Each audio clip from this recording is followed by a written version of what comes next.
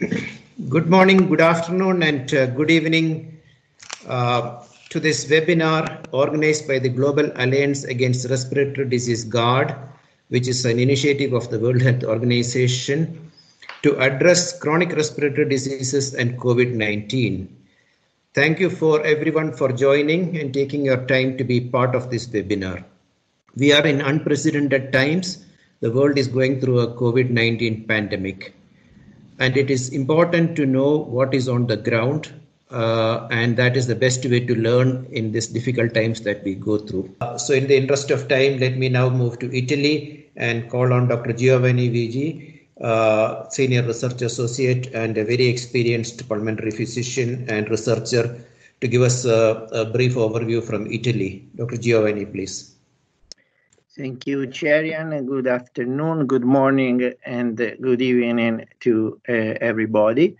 If I can have the slides, please. I will present some data which are officially collected by the National Institute of Health in Italy and as elaborated by the Foundation GIMB, and also some data coming from a poll that has been performed among pulmonary hospital doctors. So, as you can see, these are data coming on May 25. We had more than 230,000 cases, but now we are no more at the beginning, but we are almost close to the end. And as you can see now, we have less than 4% people admitted either in ICU or in hospital. Unfortunately, we had quite an important toll of death in the country. Here you can see that the percentage of the increment of total number of cases with respect to the previous day, which was over 2% in April, is almost 0.2, 0.1 now. This graph, I think it's interesting because it's crossing on the y-axis the percent increment of cases in the previous week, and on the x-axis, the prevalence per 100,000 inhabitants. You can see that we have three regions in the top right side of the graph, which are Liguria, Lombardy, and Piedmont, who are still with high level of infections. Most other regions are close to the end of the infections. The toll for the health workers was very high. We had over 27,000 people infected, and we had 164 deaths among medical doctors. The prevalence of COPD and asthma in Italy is between 5 and 6%, as it comes from our study, epidemiological study in Pisa.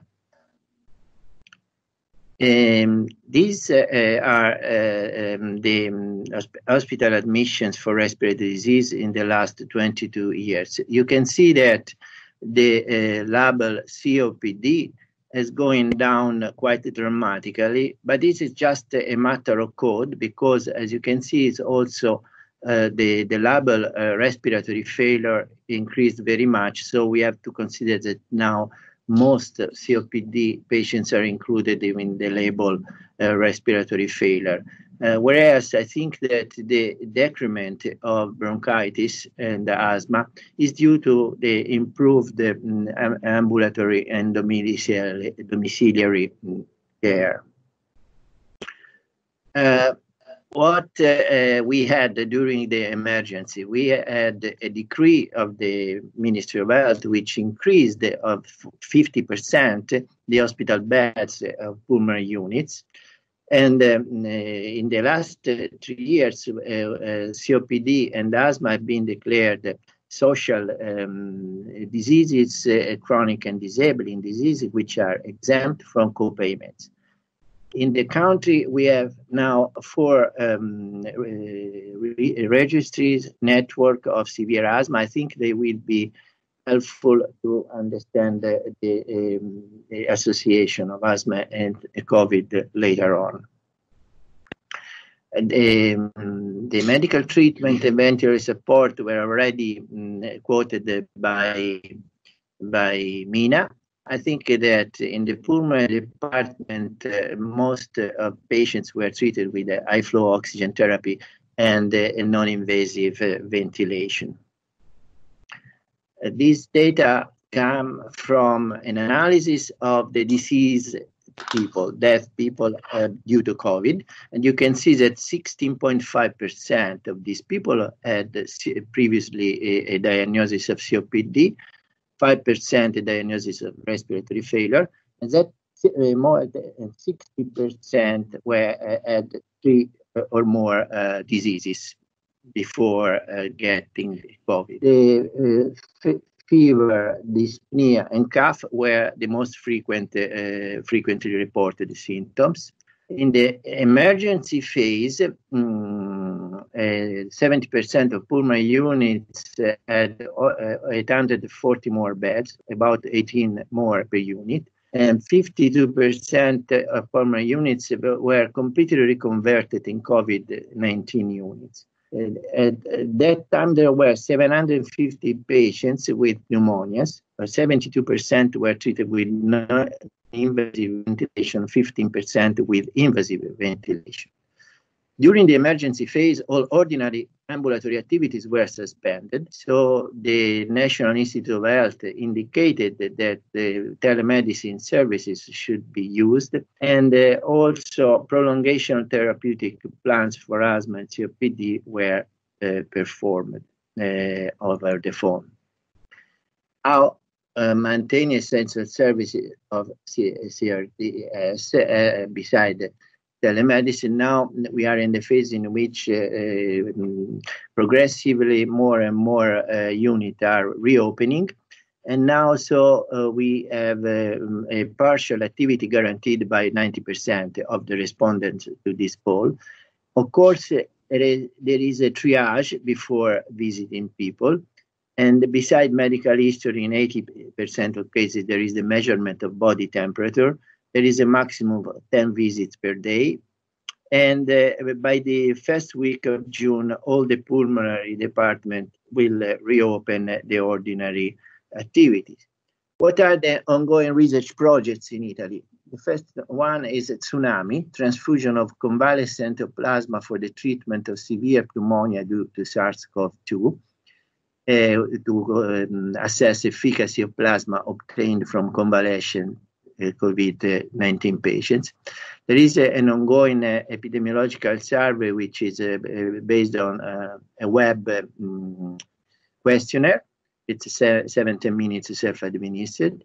There are several, I think more than 35 trials now ongoing in Italy on medical treatment. On Monday, a national survey on a general population sample of 150,000 people to detect the prevalence of serum antibodies has just started. And then there is another study on the association of smoking and COVID. I think that an issue that has to be studied is the increased air pollution as a possible risk factor for COVID-19, and also decrease air pollution as a possible preventive measurement. Here you can see that during the lockdown, we had a dramatic decrease of nitrogen dioxide emission over Italy. Personal comments. Overall, I think that we have suffered the lack of implementation of the National Plan for Pandemic Preparedness, which had already issued by our Ministry of Health. Different COVID rates in the various regions may depend on health policy centered on in-hospital versus out of hospital, on density of nursing homes, on introduction date and respect of lockdown. What are the important lessons from pandemic? That we need to invest more resources for the national health services, not only to react to catastrophes, But also we need that the extra beds that have been provided to the pulmonary departments and to ICU remain also after the pandemic. I wish to finish quoting a philosopher, Giambattista Vico, who wrote about the theory of corsi e ricorsi storici in Italian, which is history as a habit of repeating itself. As you can see, Spanish flu was just 1 century ago. Thank you very much for your attention. Thank you, Dr. Giovanni. That was a good exposition of the experience, especially Italy is in a different phase compared to other countries now. Okay, thank you, Alvaro. May I call on Dr. Giovanni? Can you briefly tell us what sort of research development is going on? Because anyway, CRDs like COPD, interstitial lung disease are all going to be there, and respiratory viruses are also going to be there. So is Italy looking at any particular research in the field of respiratory disease? Giovanni, please. Thank you, Chair. Yes, beside the ongoing research projects which I mentioned before, so the epidemiological survey, especially in order to know how many people were infected, even if they did not develop the disease.